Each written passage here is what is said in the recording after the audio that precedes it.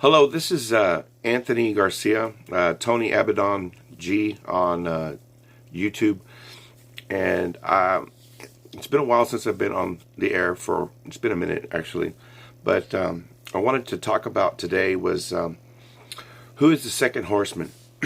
Now, a lot of people believe that the first horseman is actually Christ, or either Christ or the Antichrist. And that's not true either.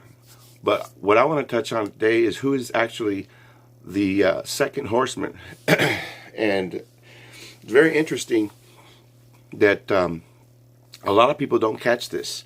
It's right there in the Bible. So let me turn to Revelations chapter 6, verse 4. And it says, "And out came another horse, bright red. Its rider was permitted to take peace from the earth, so that people should slay one another, and he was given a great sword." Okay, so let's examine this scripture.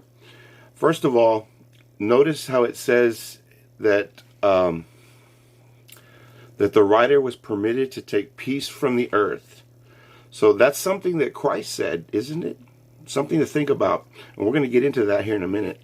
It said, so people should slay one another, and he was given what? A great sword.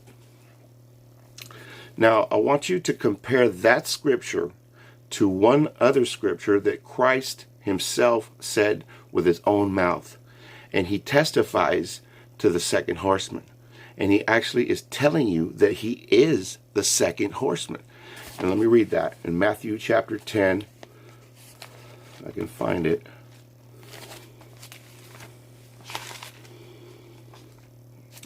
Matthew,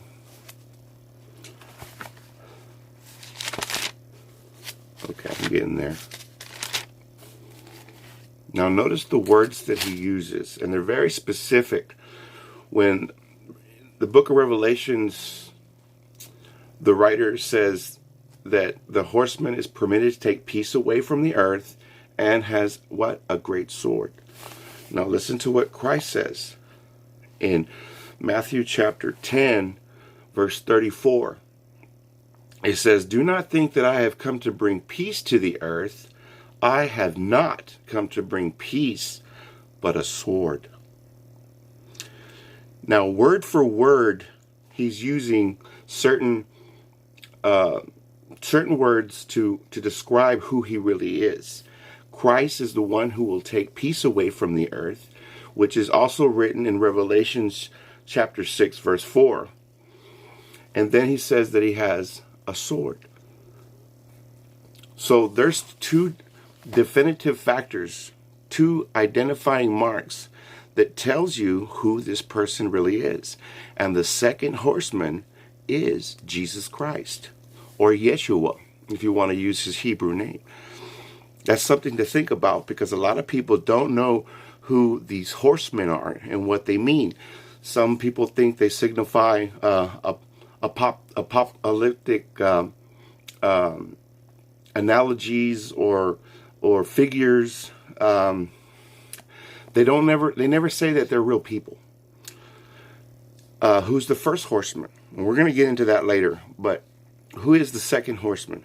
The second horseman is Christ himself, because he said that he would come to take peace away from the earth, and that he would also bring a great sword. And that's exactly what he says in Matthew chapter 10, 34 through 36. Read it for yourself.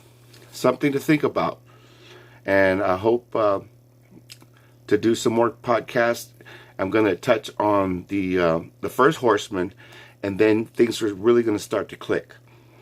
I've been going through a spiritual awakening, and I've had a lot of trouble identifying myself as one of these chosen ones.